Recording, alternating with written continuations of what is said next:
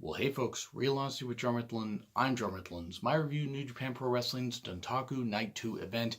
Oh boy, this was so much better than yesterday's. And yesterday's event was a B show. It still had a couple really good main events, really good undercard tag match that hyped the two title matches for tonight. And it had some other matches, some multi-man matches that were pretty good. But this show just flowed better. It just did. It's kind of like the New Beginnings Sapporo events, where Night 2 was better, even though Night 1 had its moments. This just really had a good flow to it. Kevin Kelly and Don Callis were on fire. Shocking return. Two really good title matches. And some great story building. So let's just dive right into it. I don't know how long this review is going to go, as it's about 5 a.m. in the morning when I'm recording this. I do need to sleep at some point, but I really do appreciate everybody for watching my New Japan reviews, any of my wrestling reviews, any of my movie reviews, any of my rants. Guys, I just really appreciate it. I know I say that a lot, and I'm not going to make this all about me, but I mean, it is my opinion on these shows, or, on these matches, but I just really appreciate everybody for giving me, and excuse me for my voice, everybody for taking the time out to watch my reviews really means a lot. Anyway, I would like to know in the comments, by the way, what you guys thought of these shows. I mean, not necessarily my reviews. You guys can let me know that too. But I would like to know what you guys have thought of New Japan as a whole product in 2018. Do you feel they've been booking well? Do you feel they haven't been booking well? Let me know in the comments. Let me know if you guys are going to the G1 special in San Francisco at the Cow Palace. I would sure love to hear from people that are going there, because that's just tremendous. I would go there if I could. Can't afford it though. Anyway, let's dive right into it. The first few matches are almost kind of throwaways, and I mean, not because of the talent, just because of the fact they were just there really to hype up the crowd. You had three young lions, Yuya, Shota Umino, and Ren Narita, versus Jushin Thunder Liger, Tiger Mask, and Taguchi. Anytime you can watch Jushin Thunder Liger in the ring, 6-man tag or not, it's always great. Liger, one of the greatest of all time, one of my top 5 favorite of all time. Not going to be wrestling forever, probably retire within the next year or two, but is what it is. The guy has set his career in stone. He does not need to keep wrestling. If he wants, he wrestles because he loves it, but he's gonna want to retire. Don't blame him. He's still one of the greatest of all time, and he even did commentary for the Japanese commentary team, which I would have listened to if A, I understood Japanese, and B, if English commentary wasn't an option. But anyway, decent enough opener. Young Lions got a good showing. Liger's team won. Cool. Taguchi actually got the victory with the ankle lock, but he's going to be part of the Best of the Super Juniors. I forgot your name. Somebody left a comment on my Night 1 review. Thank you for telling me that Taguchi was going to be in the New Japan, or in the Best of the Super Juniors run. I was not aware of that. I had seen that some people were part of it, but I wasn't sure who. So thank you very much for telling me that. So it makes sense as to why he's gotten some victories, even though I think he's probably going to get bounced. He's probably going to get bounced pretty early. I mean, I don't see him getting that many victories. I just don't. Who will? Oh well. Anyway. So, Yujiro and Chase Owens versus Nagata and Oka. Oka has huge heel potential, provided that he just, keeps his nose clean, keeps improving, doing well, and doesn't piss off Nagata, who just must love beating up all these young lions that he teams with. Where he's like, I keep being on the end of these goddamn losing teams. I'm getting pissed off. Nagata's one of the best ever in Japan, and maybe one of the best ever, period. Literally one of the toughest guys. He doesn't need to keep. He doesn't need these victories to stay over. And also, he's not the one taking the pin. It's all about teaching these young lions. Chase got the win with his package pile driver. Probably shouldn't have paused there by that, but anyway. Chase Owens gained the victory for his team. Cool. Him and Yujiro. Nice. Good stuff. Then Roppongi 3K and Rocky Romero versus Taka, Taichi, and Izuka. I was really worried because I did not enjoy their match from yesterday. It was throwaway. It was pointless. Didn't really serve a purpose. They could have not had him on the damn card, and it wouldn't have mattered. I mean, it would have saved maybe 5-6 minutes, including entrances. You could have cut some time off the show, and why would you even need to have him there? Just to have it where it's like, okay, your entrances end up maybe being almost longer than the match. Anyway, decent enough match. We're probably 3K and Rocky Romero get the win. Duh, they should have. There's no reason why they shouldn't have gotten the win. I mean, come on. There's no reason why. It was better than the match before.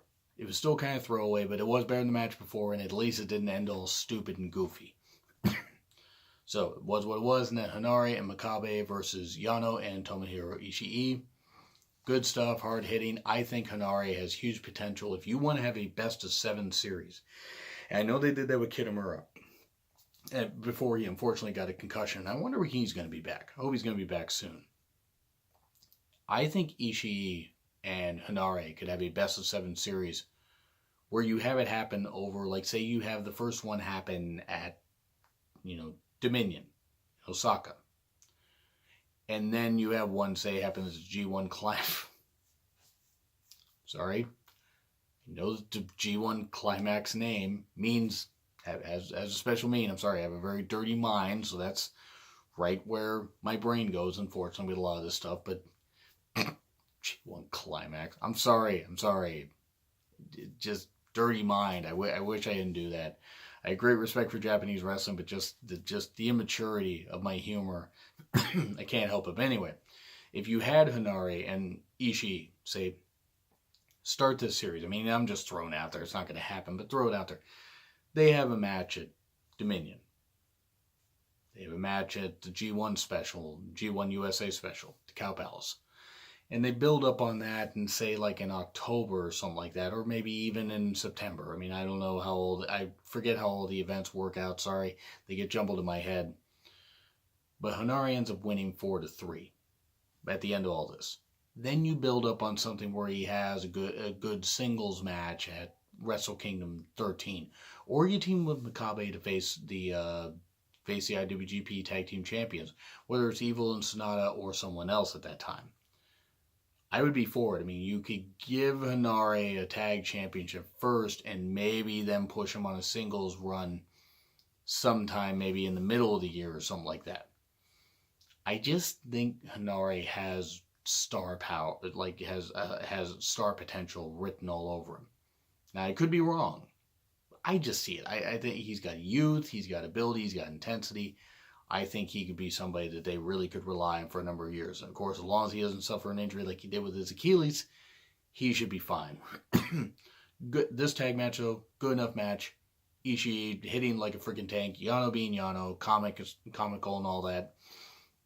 Hanare just not quitting until Ishii made him basically quit. Well, beat him down and pinned him, basically. But it was a fun little tag match. Yano and Ishii's team got the win. Cool. And then Michael Elgin... creepy bastard that he is.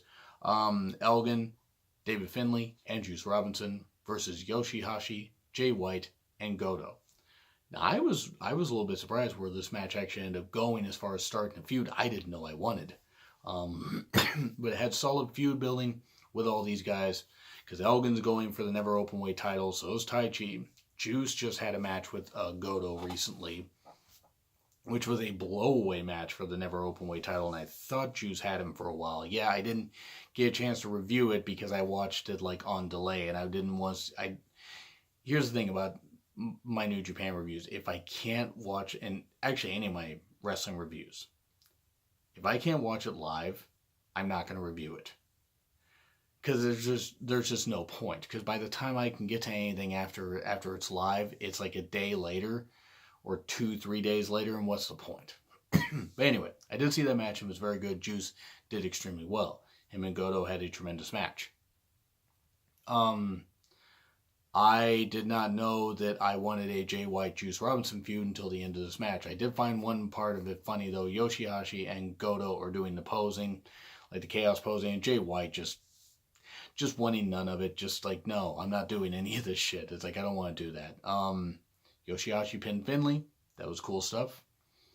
And then Jay White tried attacking Juice Robinson afterwards. So that's going to be fun. Now, I don't know if Jay White's going to lose a title to Juice Robinson.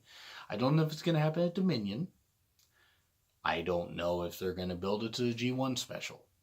But Juice Robinson winning the U.S. title would actually be pretty cool. It would free up Jay White to go after Okada. which I think is going to happen. Or, I mean, I don't know if that's actually going to be the plan. I'm not saying Jay White should be the one to beat Okada, but at this point, you're running out of people without recycling matches. And also, maybe do you want to pull the trigger on Jay White leaving Chaos immediately, even though it's obvious that's what's going to fucking happen? But Jay White and Juice Robinson is a feud I certainly want to see. And I think this could be great for both of them. Both are young, both are great, and are good and getting better. I mean, maybe not great yet. There's glimpses of greatness in them, especially for the New Japan audience. But yeah, that was some good stuff. And Yoshihashi, like I said, Yoshihashi pinned Finlay. It was a good way to build stuff. And then Taichi attacked Goto and then Elgin. I hope he really hit him hard with that freaking microphone. I'm sorry, I can't stand Elgin. He's fucking trash is what he is. But anyway, I'm going to try to be a little less negative on this review. I try to be less negative on my New Japan reviews, even if the show's try to be less negative on those, because I'm negative enough on some of my WWE reviews and some of the rants I do, so that are wrestling and life related. And you guys are, of course, always welcome to check those out. I really do appreciate it if you do. But anyway, now we move on to a 10-man tag. The first of two 10-man tags. This was LIJ and Suzuki-gun at war again. Naito, Hiromu, Bushi, Sonata, and Evil versus Suzuki, KES, Kanemaru, and El Desperado.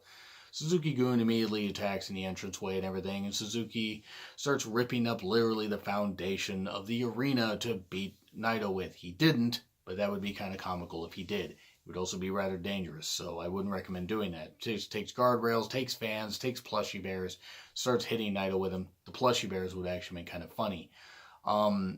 It was an all-out war. There were some good moves in there. Hiromu in the ring, just fantastic. Really just damn good at the wrestling, as some people may say. It's kind of just like a little bit of a joke. Just like the wording of that. Hiromu is no joke. Hiromu is a tremendous talent. Him and Naito are a great team. Him and Bushi are a great team. Hiromu, you could put him with anybody, and he is money. This guy is a great performer. And then Destino for the win. 1, 2, 3. Okay, cool. So then, you're thinking, okay, the rumors are Jericho's going to make his return. Well, if they're going to have a match at Dominion in Osaka, this is the last show that they can do to build to that, because they got nothing but the best of the Super Juniors that they're doing. I think there's one Dragon Gate event, cross-promotion event that they're doing that I'm not going to be watching. Not that I don't care, I just don't have the time. But I'll watch all the best of the Super Juniors I can. The whole point is after this, it's okay, they got house shows and stuff like that, I'm sure, and everything. But they'll give them some time off, I'm sure, because that's how the New Japan schedule works, usually. But okay, how's Jericho going to make the appearance? Because it's a 10-man tag. Okay, Suzuki-gun at one point, ends up leaving after the match. Okay. LIJ members start to leave. Naito's in the ring, celebrating with the crowd, everything, all this, all that stuff. How he does that and everything, or maybe it's with this eye, I don't remember. It is with this, no, it is with that eye. Yeah. Really, really interesting guy. Would love to know. Would love to know what goes on in that brain of his. But then he's walking down the entranceway, fist bumping, high-fiving the crowd and everything. And suddenly, a fan in a hooded jacket, a Bushi mask, and basically looking like LIJ fan, attacks Naito. Starts attacking, beating on him and everything. And security's trying to get him. The seconds are trying to get him. They're not succeeding very well, because apparently once they put on those Young Lion t-shirts and once they put on the pants, they suddenly forget, oh wait, we're wrestling. Even though we're learning, we probably could try to take this guy down, but of course for storyline. This fan gets Naito in the ring. Oh God, it's Chris Jericho. Now, one of the funniest things though, he's trying to take the mask off, and he can't get the damn mask off, and it's just funny. It kind of reminded me of when Hulk Hogan had the Mr. America mask, and he did this and lifted it up so you could obviously tell it was him.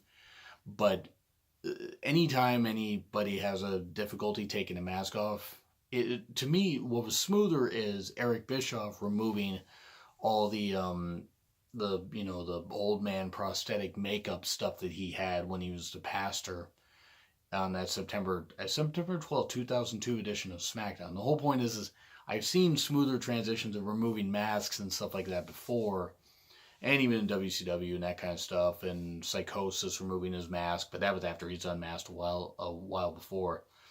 But just, it was comical that Jericho couldn't quite get the mask removed, but whatever. I mean, somebody could gif it, and it could be funny, but still, pretty cool. I really did enjoy it. That was good stuff, and then he goes to get the ring bell.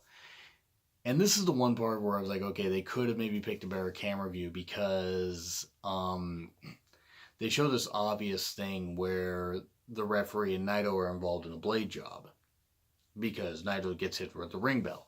Now, nothing wrong with blading in wrestling. I mean, I don't care. Blading in wrestling has been going on for years, been going on for decades. It's just the fact that the camera caught it that was kind of like, you could have, you didn't need to shoot it like that, but whatever, it was what it was. But Naito was bleeding something fierce.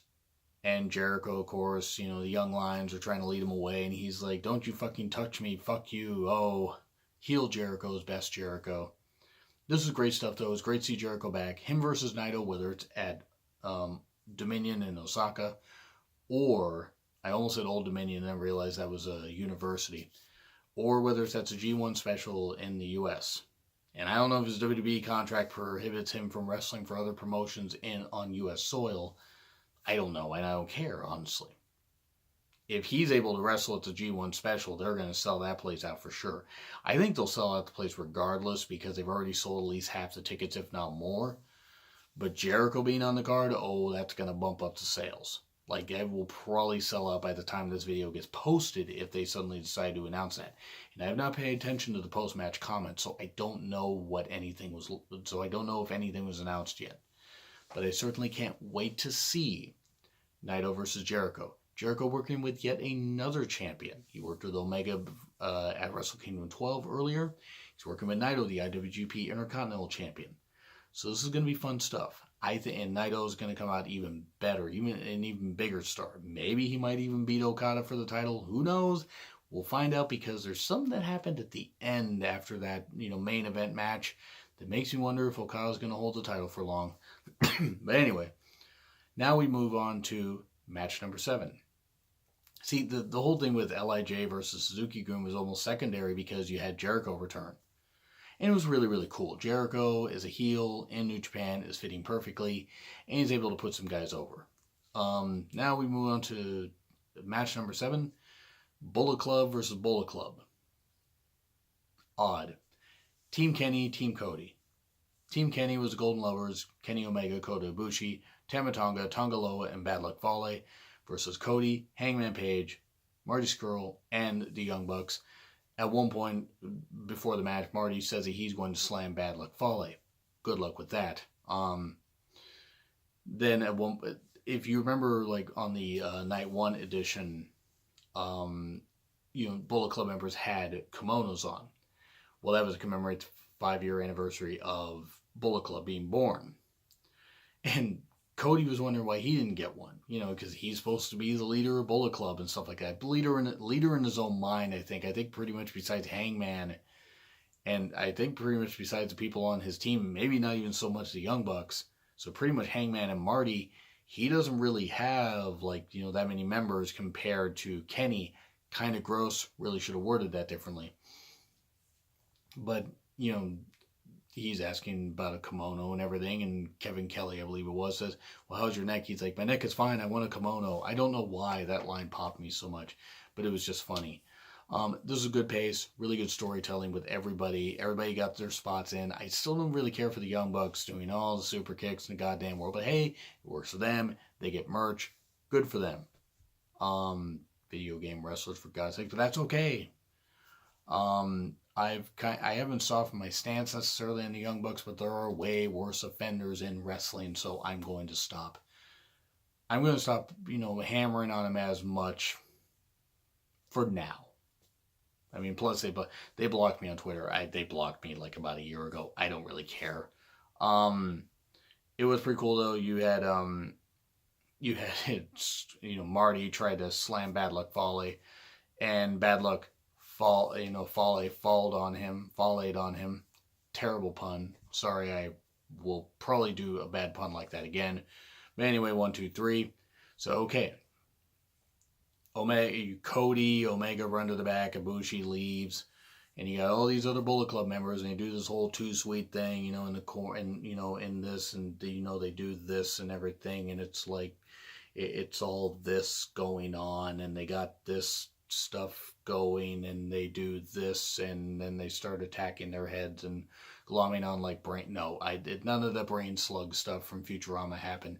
Would have been amusing, but they did the whole Too Sweet thing. Okay, cool, that happened, great.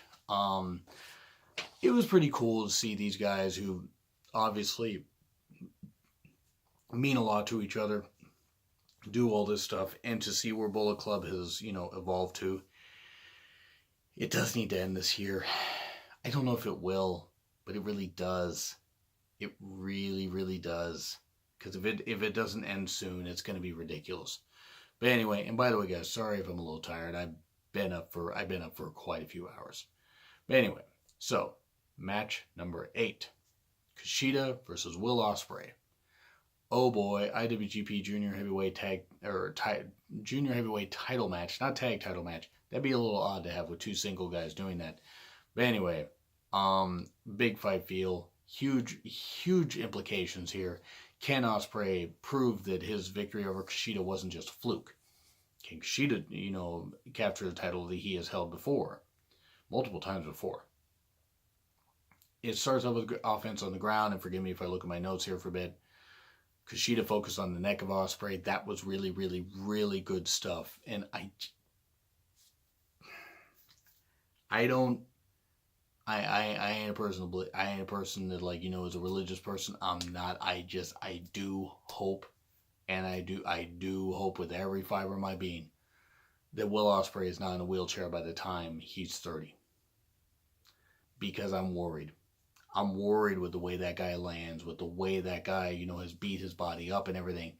Wrestling is not ballet, and I recognize that, but I'm seeing glimpses of Dynamite Kid as far as his offense and everything. And I hope not. I hope he has a long, healthy life, through wrestling, after wrestling. I just worry. The guy's doing some incredible moves though. Great aerial offense, great dive over the top. Effortless, not even touching the goddamn ropes. I really can't do this match justice by talking about all the spots in it. You have to watch it. It was hard to watch at some points because it wasn't as hard to watch as the Skrull Ospreay match that they had. I believe it's Sakura Genesis, which shocked me for how good it was and how into it I was, because we'd seen these matches before, but it was a really, really good match. And by the way, check out my Sakura Genesis review if you would like. Cheap plug there. But, like I said, can't really talk about all the spots in this match. There was a big spike DDT by Kushida to Ospreay on the floor, spiking Ospreay's neck. One-man Spanish fly, and I'm talking like snapping out of nowhere. Ospreay with the Stormbreaker for the win. Great stuff. Really loved it. That's how you build something. That's how you build the potential for even another match down the road. Because these guys could revisit this feud later this year or sometime next year. And I don't think anybody would be opposed to it. You don't even need the title on the damn line. Who's the better man? But it was cool. You had the seconds there with the ice bags and everything. And Ospreay even takes his and puts it on Kushida's neck. And it was a nice bonding moment. Because they do respect each other. And that was really, really, really cool. And then you have Ospreay there, and they cut to a little commercial, and it's like talking about Bone Soldier will return. And Bone Soldier, if you don't remember, was a fairly meh member of Bullet Club. It was pretty much just used as like cannon fodder. We have Tama Tonga come down. Okay.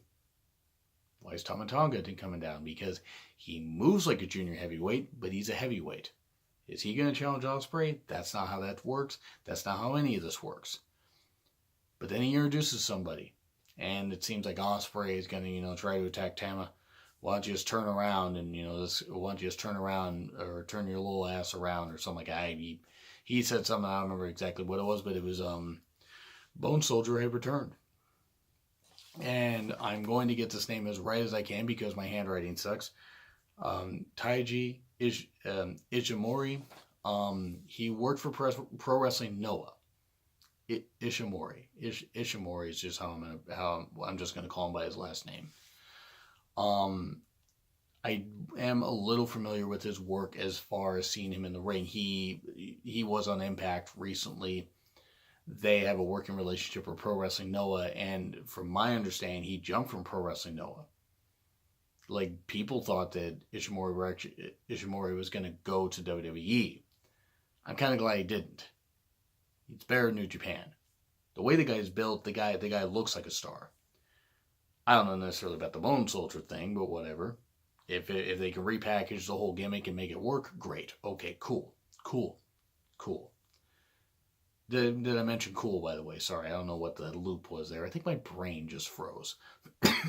Cool. If they want to do this, gotta stop saying that word. They want to do Ishimori versus Ospreay. Good.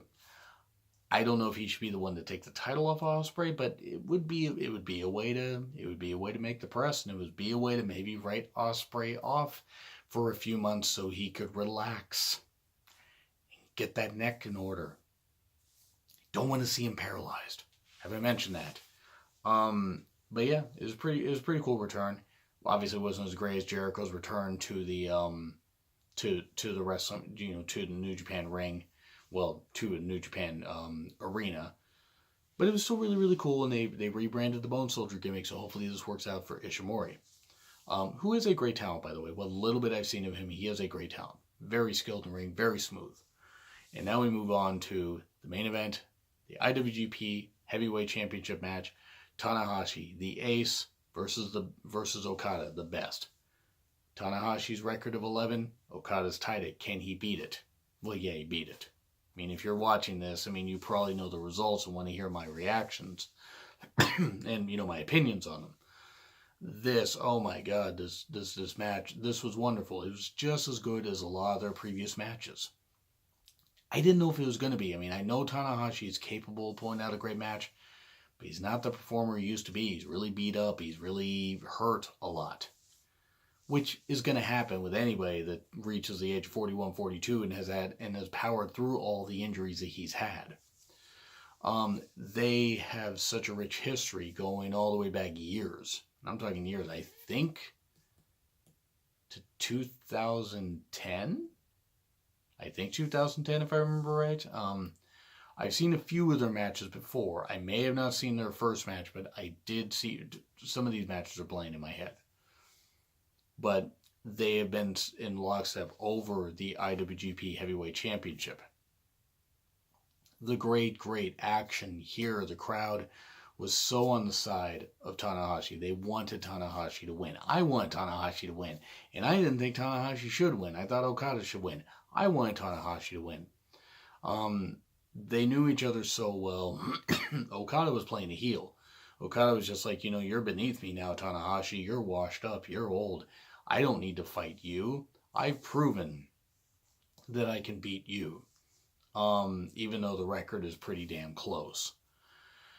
And Okada focused on Tanahashi's neck. You had some really, really good stuff. And of course, you had that long, luxurious hair of Tanahashi. That hair is the envy of many. That's back. I could never grow hair like that. And that's back when I had hair. The people were crying in the crowd. They were also really loud. Like the reactions they would get when you would go from an attempted Rainmaker to a missed drop kick to a sling blade, to another missed Rainmaker, to another sling blade, to this kind of stuff. They were shaking the goddamn arena with their passion. That is how you sell a crowd. That's what I love about Japanese crowds. They can have some great energy. They show a lot of respect, but they also have some great energy. So yeah, there were. This is another one where I just can't sum it up. I just can't sum it up with all the with all the moves and stuff like that. I can't sum it up. You have to watch this match. It's just really that damn good. It's probably going to go, I'm going to have to probably end up doing a top 25 best New Japan matches of the year, because I don't think I can put it to 10. I just don't think I can do it. This match is going to go on there. Kushida versus Ospreay may go on there also. But there were so many near falls, so many big moves. Oh, it looked like Tanahashi was going to win. It looked like Okada was going to win. Tanahashi kept countering the Rainmaker, and it was really good stuff. Kept countering, even though Okada maintained wrist control. But then he finally managed to hit one. And I mean, Tanahashi had like so many near falls where it was close. And then, of course, he had one point where Okada had pinned him, tried to pin him with a big move for one. And then Okada got pinned for one. And then finally, Rainmaker for the win. I mean, Tanahashi even hit a Rainmaker on Okada, but just two. 1, 2, 3, and Okada, victory number 12, successful title defense number 12. Great. He has managed to get victory. Well, he's managed to get victory number 12. He has managed to do what no man has been able to do with the IWGP Heavyweight Championship, and that was great. And he put Tanahashi over, which was fine at the end. I mean, Tanahashi had left. Great match, by the way. 30 plus minutes. I think 35 minutes by the end of it, which is what my review is getting close to, so I need to wrap this up. But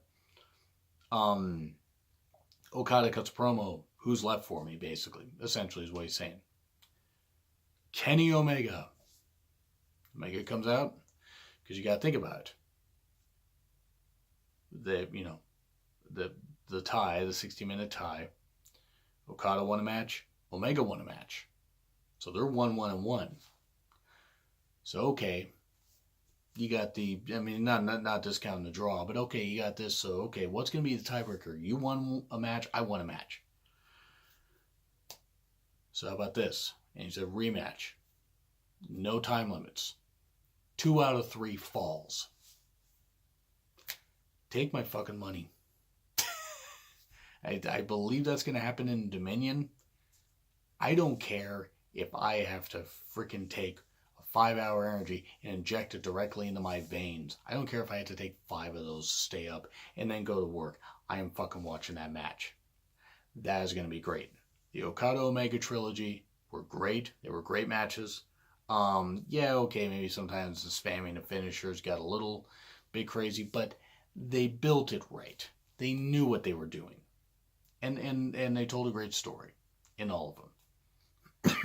But anyway, so it was great that Okada won. I had Tanahashi won, I wouldn't have been opposed to it. I will say A-. Damn close to a perfect show. Damn close. I mean, the undercard and that kind of stuff, whatever. But damn close. A- I'll say, because there was still some matches of it. A-. Agree, disagree with what I said, folks? Like, share, comment, subscribe. Twitter link in the description. It's been Real Honesty with John Ritlin. I'm John Ritlin, and I will see you soon.